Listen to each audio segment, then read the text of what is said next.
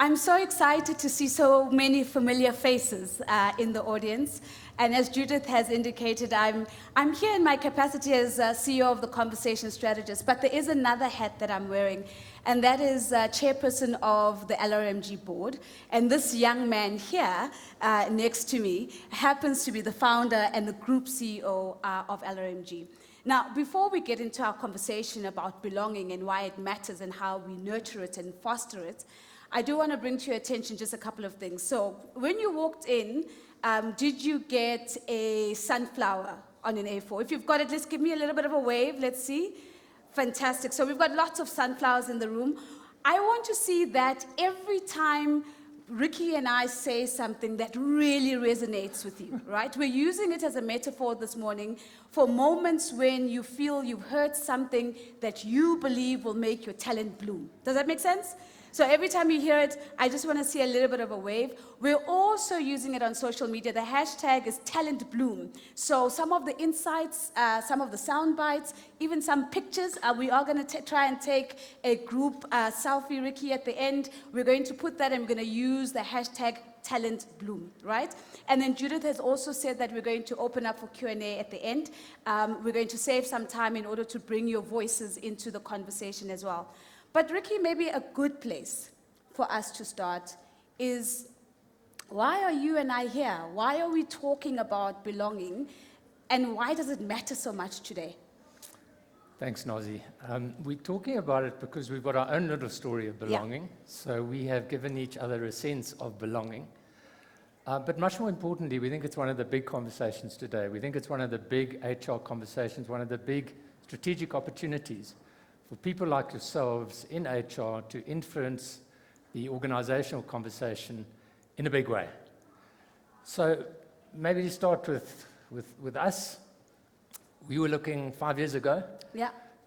You speak about me as being young, you were a very young 35. And Don't let them do the maths. We were looking for a non-executive director at the time, and we have a mutual friend. Her name's Bronwyn Nielsen. She's in the media game. You, in fact, worked for her. She headed up CNBC Africa business. And Bronwyn knows our business well. And Bronwyn said to me, as she typically does in forthright way, Ricky, you're looking in completely the wrong places for your non-executive director. I'd like you to meet someone I know really well. She's never been a director of a company before. But please do meet her. She believes what you believe. And you believe what she believes. And we set up the meeting. It was set for 45 minutes. We ended up having a 3-hour conversation. We ended that conversation. We actually didn't consult the board. We made a mutual appointment and decision there and then, and you joined us a week later, not as a non-executive director, but as an executive director. And so we took a big leap. And Nozi, to wind back 5 years, it was a function of this idea of belief. Bronwyn was spot on. We had a 3-hour conversation about belief. Do you believe what I believe? Do I believe what you believe? And we land at a point of, we both have a sense of belonging. Yeah. And so we made the call. And that's the story that we want to share with you guys in conversation. And basically what we're wanting to do today is emulate the kind of conversations Ricky and I have all the time. We've been having these conversations over 5 years. But the thing for me, Ricky, is as I listen to you talking about belief, which I know we're going to get to, and how it links to belonging, is that at the core of belonging, it's actually the glue that connects you to an organization. Without belonging, there's a disconnection to the purpose. Without belonging, there's a disconnection to the team. Without belonging, we feel untethered, as if we're outsiders to some inside secret that we just don't know how to crack. And I think, oh, there's a bloom. And I think that's exactly what we want to get to the bottom of in our conversations, to say, how do you know when you belong? What does it feel like when you don't? And then how do we make sure that we're moving people increasingly towards the space of belonging instead of outside of it? So let me just put you on the spot here a little bit. Do you think that CEOs are thinking about belonging as much as they're thinking about how many sales we've made this month? What are the strategies we're going to take to the market to beat the competition? Because essentially, if it's not at the top of the radar, it's often going to be one of the things that is forgotten. I'm going to do the lawyer thing and go back a step and go behind your question. Yeah. And say, first of all, that it should be one of the big conversations. And Yeah. there are three reasons for that, really. First of all, and we don't use the word, I see there a bunch of yellow shirts. Those are some of my colleagues at LRMG. We don't use the word obvious, but it is obvious that belonging is a human need. And once one recognizes that, and one recognizes that people who belong can perform, people who feel they don't belong cannot and will not perform, and that the differential between the two is huge, it can actually be the difference between great success and failure. Yeah. And if we look at, in our view, the three big conversations today, AI is one of them, digitalization is another, and frankly, people performance is the third. Sure. And the nexus of people performance, in our view, is belonging. So back to your question, Nozi, of what about the CEO conversation? No, sadly not. And that's the invitational opportunity for you folks in HR is to put your hands up, raise your voices, partner with your CEOs, and make this the strategic conversation. And I've got one little story for you, if I Sure, might. go for it. I'm going to tell you the story or some of the story of Netflix. 27 years ago, Netflix listed as an organization worth $3 million. Today, they're worth $250 billion. And the short story, in our view, is they got the belonging thing right. Here's what happened. Before Netflix was formed, the CEO of Netflix and the then HR director at a company that they were at before Netflix were walking around this company. They saw a bunch of employees at the company sitting in a hot bath. Like a jacuzzi of sorts. Like a big kind of jacuzzi. Yeah. Perk of the job, this was an organization that it had every perk. Everything was for free. And you would think these people would feel a sense of belonging. What they noticed in the conversation, to their surprise and actually shock, was that these people were moaning like drains. Not about politics or the president or the kind of thing you might expect them to be moaning about. They were moaning about the company. And so Patty McCord was her name. She became an HR pioneer across the world.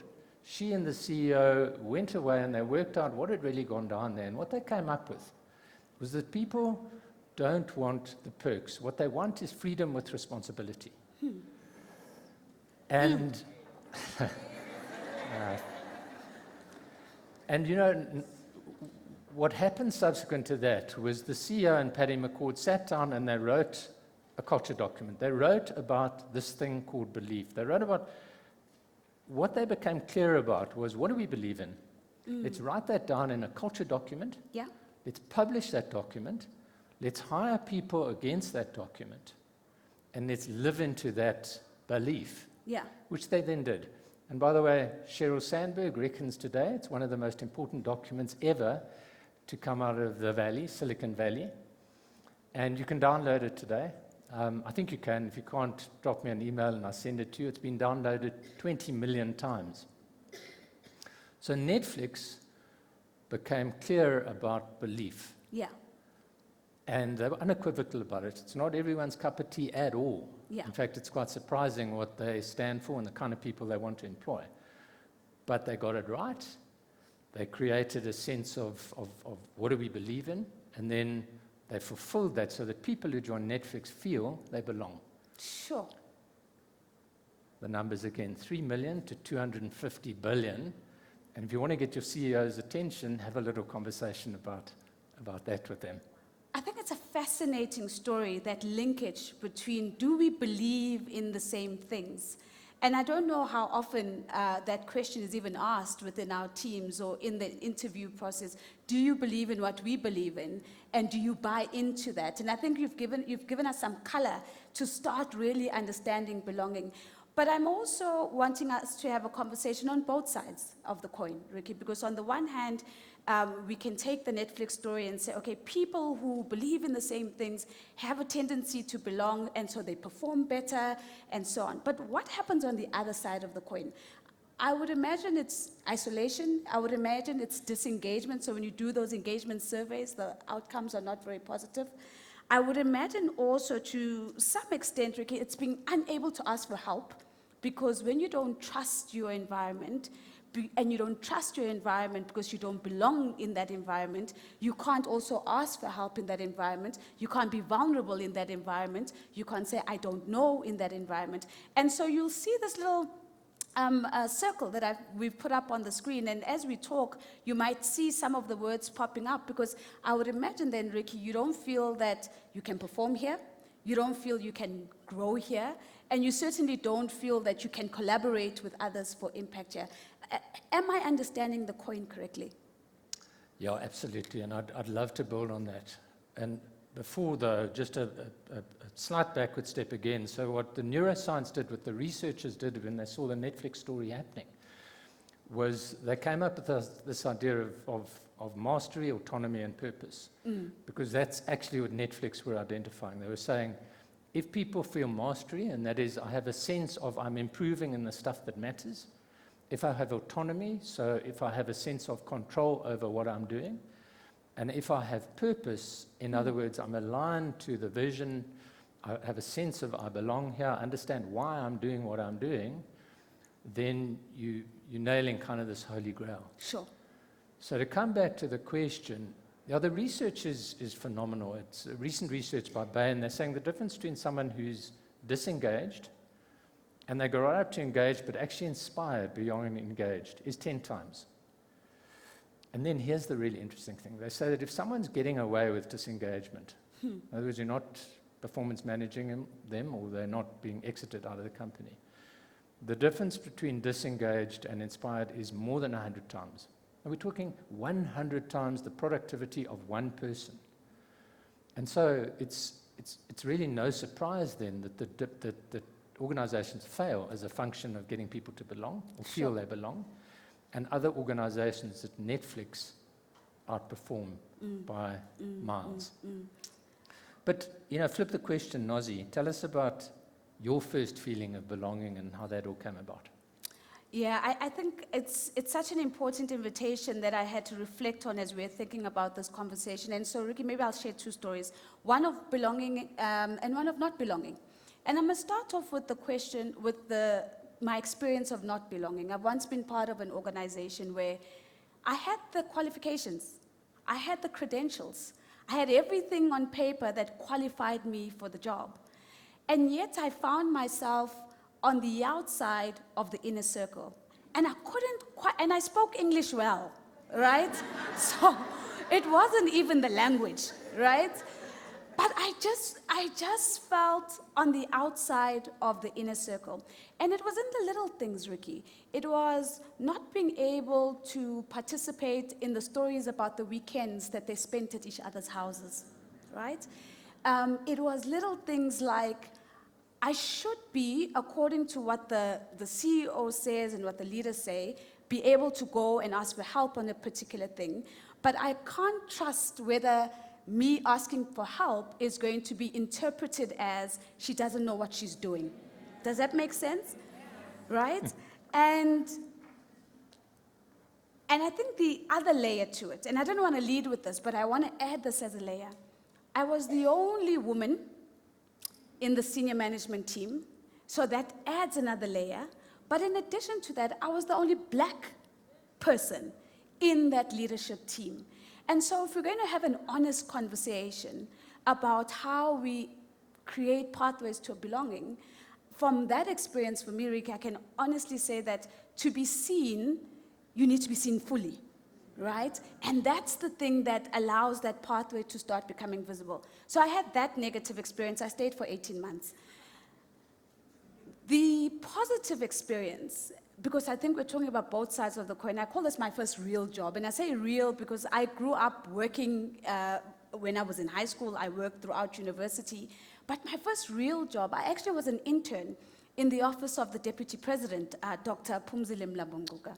And I, in that office, had actually a lot of bosses and a lot of work to do because all of her advisors were my bosses, all 8 of them, so I had 9 bosses.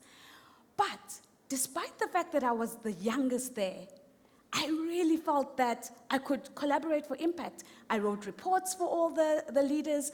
I did research for all of them, and it felt like my small work mattered in the great work. I don't know if that makes sense, right? I felt that I could grow here because I could see the role models of people who looked like me, who had grown here, right? And that gave me access to what I could be just by looking at them.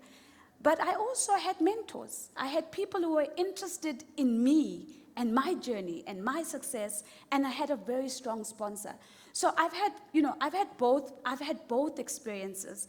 And because I had an early experience of belonging, it's exactly the thing that I've been chasing over and over again, and it's exactly the thing that I'm trying to create in my own company that I run today, but it's exactly the thing that led me to LRMG and then keeps me at LRMG. So let's unpack that a little bit. Thanks Sure. so much for that share. And there were lots of sunflowers, by the way, those of you sitting at the front and didn't see them at the back. Let's just take 2 examples. So we needed to be clear about what we believed in. Sure. You joined us as an executive director. And so the first thing was we fundamentally believe in diversity for high performance. Yeah. Now, so this is not a box-ticking exercise, not an EE thing. It's not about the show. We fundamentally believe in diversity for performance. And so you needed to perform. Yeah. And you did stuff, I mean, you did a whole bunch of stuff, and we're not going to run through the shopping list, but you did stuff that inspired a new group of people, a generation of people that I could never relate to. You inspired a culture and people who look very different to that I could never inspire. And the reality is you inspired people that look like I do and who are on our board who might have been quite skeptical at the time we made the move. So this was a big move, and we needed to show that diversity does result in improved performance, which it did. So in our little way, tiny little microcosm, you were the Sia Khaleesi appointment that I'll take it. that the Springboks made because it went against the grain, it moved away from the whole question of quotas and so on, and it had to work. Yeah. And I don't think anyone's dreamed, maybe Sia dreamed because he made it work. Yeah. And when you get it to work, you get that sense of belonging. And so that's the first thing that happened, and it was just phenomenal, Nozi, and thank you, and your legacy, and people in the room, and many others inspired by that. And that's what the Sia Khaleesi appointment can do. If you truly believe diversity equals high performance, we must have it. The second thing was we believed that we wanted to attract and retain the very best black female talent. Now, you were another example of that. But one of the first things you said to me was, Ricky, if you keep recruiting through the same sources and going to the same places, you are going to keep getting the same results. Yeah. And so you took me on a little journey. It involved shiz and yamas. It involved eating chicken legs. And I'm not talking about the nice chicken legs with meat on them. I'm talking about the toes and the leggy pieces.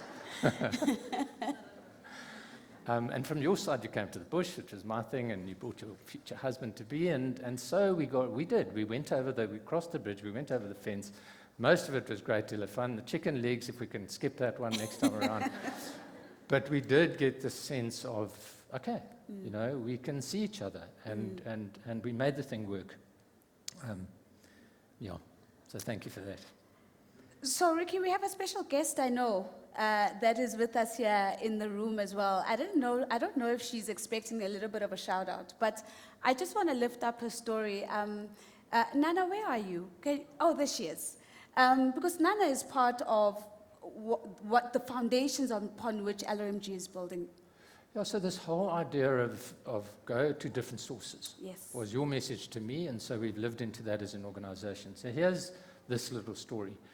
I was, sadly enough, having my driver's license ran out. So I was bitterly regretting the fact that it had run out, and now I had to go and renew it, and the whole experience that we've all had. Anyway, one of our executives suggested I go to Waterfall. And if any of you need to go and renew your driver's licenses, please go to Waterfall. They are brilliant. So from first to last, that whole experience was just, I've never had a department or any experience of going of the kind anyway. And lo and behold, I had indeed made the mistake where they normally send you packing and come back next time. No photographs, and there was some photocopy that I hadn't done that hadn't been signed. So I was sitting there, and the, let's call it a clerical person at the other end was testing my eyes, and we were engaging a conversation while the photographs went and got developed, and the paper got copied. And so I said to the person opposite me, so what does it feel to work around here? And she said, it feels really great. And I love it, and you can see how it's all working. But I'm an IT qualified person, and I don't feel belong in this. I don't remember if those are the exact words, but I don't feel belong in the sense of I'm not using my skills. I said to her, so what do you want to do? What's your dream? And she said, well, what I want to do is I want to become the best black woman in IT in this country, ever. And I'm like looking at this lot, and I said, well, that's amazing. And quick as a flash, she said, why, are you offering me a job? And I said, no, I'm not, but you never know. Anyway, I went back to the office, and I told this story to our COO, Craig Abrams. He said, well, that's interesting. We happen to have a couple of positions at the moment, and let's engage. We've got about 20, 30 people that we're looking at. And Shonana went through 3 quite tough interviews. She'll tell you very tough interviews. And she came through tops because of this belief and the connection of belonging with us. And so she happens to be on leave today. We asked her if she might like to pop along, but she joins us in 2 weeks' time.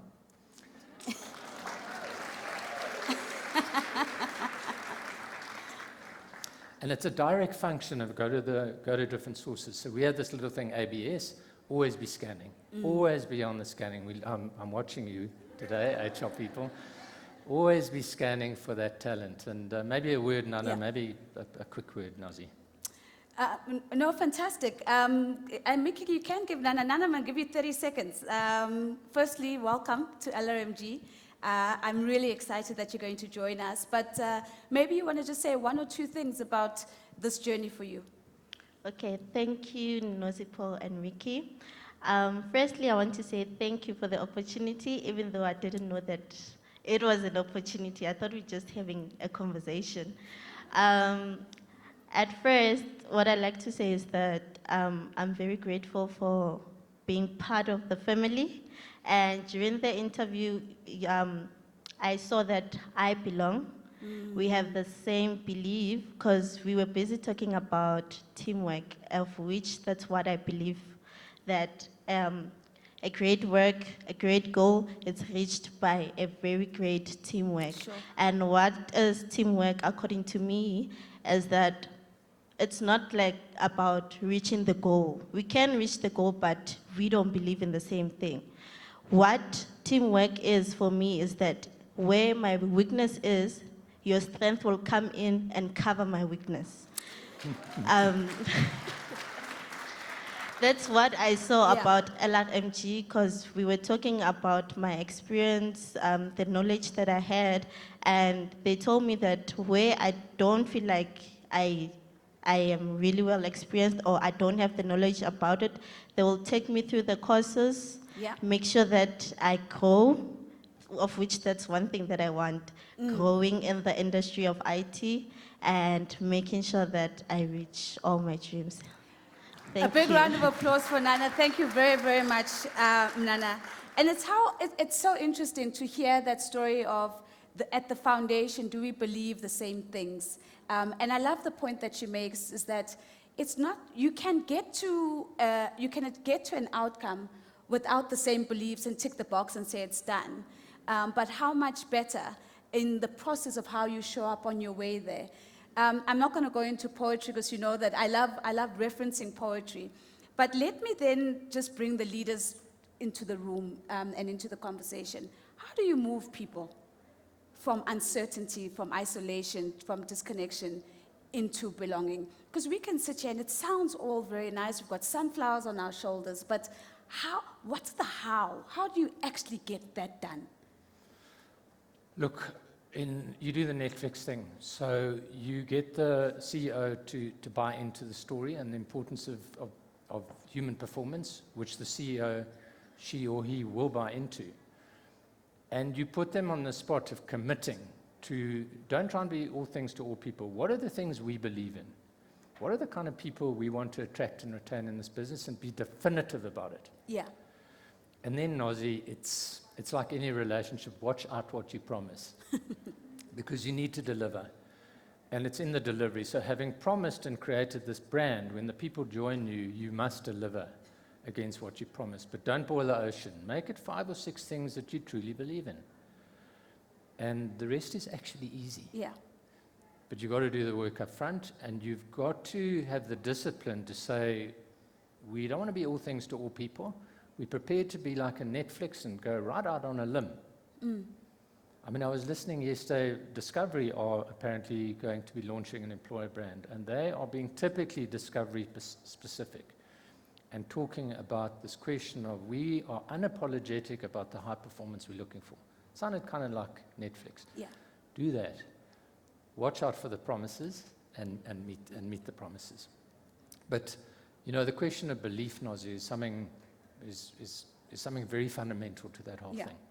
I want to maybe come into that with a little bit of another story of my own, Ricky, because, you know, and I'm going to sound a little bit controversial, so just bear with me. And that is the idea that I think it's both the leader's job and the job of Nana and the job of us to foster belonging.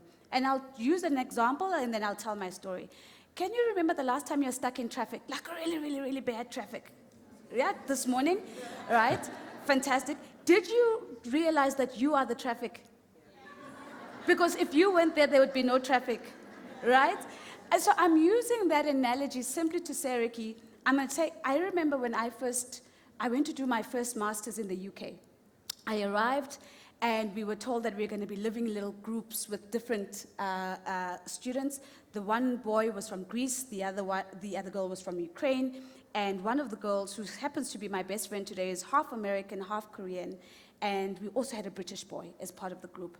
And just as the typical black South African woman that I am, I arrived and I made the comment, and I said, oh, I'm the only black person here. To which the Ukrainian girl, Sana, turned around and said, oh, I'm the only Ukrainian here. And then they started all having a joke at me to say, yeah, so what? We're all actually different, right? And for me, Ricky, it's been a lesson that has never been lost on me to say, I do have some agency over how my sense of belonging, because it's about the identity I choose to carry into the world. I could have just rocked up in that space as a student who's hungry to do her master's and do well, and I chose to lead with being black, being woman, and being all of these things. And so, and I'm saying it's both and. One, that the leaders got the job, as you were saying, of getting the environment right, but also we have the mindset of saying, am I a part of this or not? And who am I in that, you know, in that environment? Does that make sense? Absolutely. Love it. So, my iPad's switched off, so I've come back. So I want to then say to you, Ricky, on the back of that is a secondary point, and then I'll ask a question. And my point is, how do leaders then ensure that as we drive belonging, we are retaining authenticity? Because belonging doesn't mean that you have to come in and be like everybody else there. And when it seems to be gotten right, Ricky, is when I can step in as a black South African woman into a group of different people, and my difference makes me belong. And my difference actually says to me, because you're different, you belong here because you've got something unique to contribute here. And I don't have to leave my difference at the door in order to belong. Does that make sense? And so the question to you, Ricky, is how do leaders then do that job of getting the balance right so that we can bring our full selves and still belong in our difference in the spaces we find ourselves in? So quick question. I mean, we spoke about a quick comment, story. We spoke about Sia Khaleesi, so to Yeah. go to the Springboks. Yeah. And the incredible outperformance from 2018 to now, from worst ever, worst results, worst team, worst defeat to the All Blacks and so on. The genius of Erasmus as the lead coach and then manager, if you like, wasn't so much his coaching skill, but it was recognizing that they needed to move away from the whole sense of quota and to a sense of belonging. And what they did was something called the EPD. It's, what do they call it, in the Exclusive Player Development Program. I think they've lost the exclusive now. But what they did is the coaches for every single week from 2013 onwards went to the areas where people were not privileged enough to be getting the skills, because they knew what skills they wanted. And the idea was, just like you, when you arrived in that room, you had a certain set of skills you were ready to perform. Yeah. And so Erasmus and the coaches went to the areas, and such that when they were finally given the chance to play on the field, they had developed the skills. And the rest is actually history, because at least 3/4 of the team today went through that program. All the black players went through that program. And so it wasn't about this was a quota or this was a selection we had to make. It was about they were ready to perform. And that's the simple message, Nozi. Yeah. It's how do we ensure that everyone, no matter their background, no matter the diversity, if we're going to get this thing to work, how do we tune into the individual conversation? Because everyone is different. Everyone's got different strengths and weaknesses, just like the Nana conversation now. It comes with a certain background, but there's certain things missing, so we need to, how do we tune in at an individual level so that we can engage your mastery? Yeah. Just like the Springboks have done. And it then becomes a flywheel. And the Springboks now, in terms of the talent that they are attracting to perform, might just do this for years, because we're tapping into sources that we just didn't do before. And that's what we need to do as organizations. It's the same thing. It's no different. How do we create this readiness to perform? I think it's a beautiful place to open up the conversation. I think you've touched on the link between belief and belonging. We've understood what sits on the other side of the belonging coin, but also what you've done, Ricky, by sharing a range of different stories is how leaders then get people to really belong. And I love where we've ended up, which means belonging is not assimilation. Belonging is about being yourself. And using your difference to add value, but having an environment that honors your difference and celebrates your difference rather than subdues it. So I'd love to take a couple of questions and comments. I know we've got roving mics, Mickey standing by. Any hands or comments? I've got one hand right in the front. I've got one hand here. There's quite a bit happening on this side, Mix. So maybe, Ricky, what we can do is we can try and see if we can take them together, and then we'll work through them from there. Please go ahead. Maybe give us your name as well. Sure. It's still morning. Afternoon, everyone. My name is Sinazomboye. You both mentioned in your, thank you so much for this conversation. I think it's much needed in all spaces, not just the HR ones.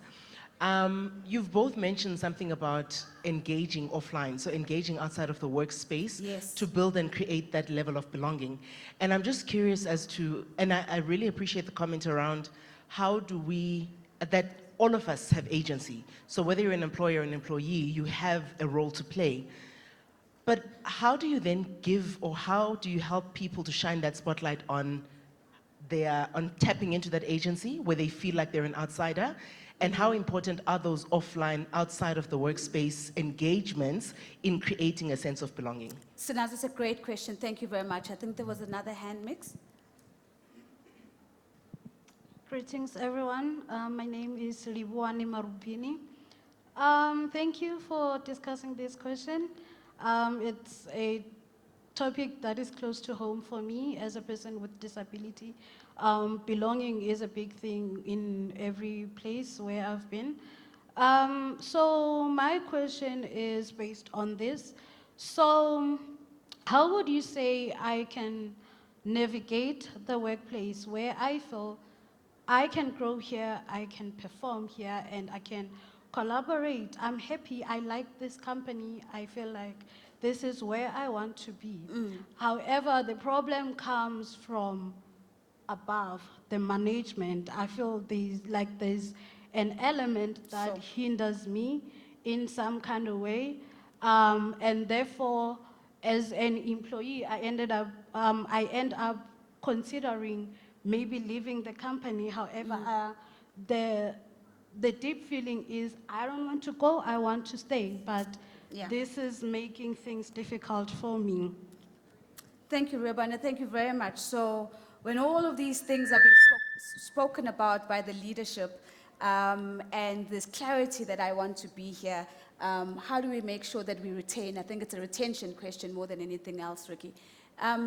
Yes, should we take maybe 2 more? I think. Sure. And this side of the room as well, please, Mix. Thank you, and thank you again for the conversation.